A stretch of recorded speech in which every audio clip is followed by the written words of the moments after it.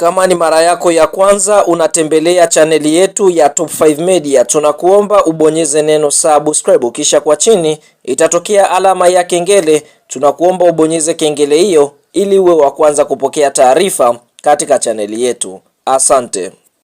Yes bwana, mchezo mkubwa wa ligi kuu soka Tanzania bara almaarufu kama NBC Premier League ambao ulikuwa ukisubiriwa kwa hamu siku ya leo, ikiwa siku ya leo ni siku ya Jumatano, yani tarehe 18 ya mwezi wa 3 mwaka 2026. Ni mchezo wa ligi kuu ya NBC ambapo mchezo huu unakwenda kumkutanisha mwenyeji ambaye ni TRA United akiwa katika uwanja wa Sheikh Amri Abeid uliopo jijini Arusha, ambapo TRA United wameweza kuialika klabu ya soka Yanga Sports Club ama mabingwa watetezi wa ligi kuu ya NBC kwa msimu wa mwaka 2024-2025 ukiwa ni msimu wa mwaka 2025-2026. Fahamu katika mchezo huu ambao kwa sasa unaendelea, kikosi cha kwanza ambacho Young Africans wameweza kufanikiwa kuanza nacho, basi golini Djigui Diarra, huku namba 2 ni Isra Patrick Mwenda, namba 3 Mohamed Hussein, huku center back namba 4 ni Bakari Mamnyeto ambaye ni team captain. Katika center back namba 5 yuko Frank Asinki, kiungo namba 6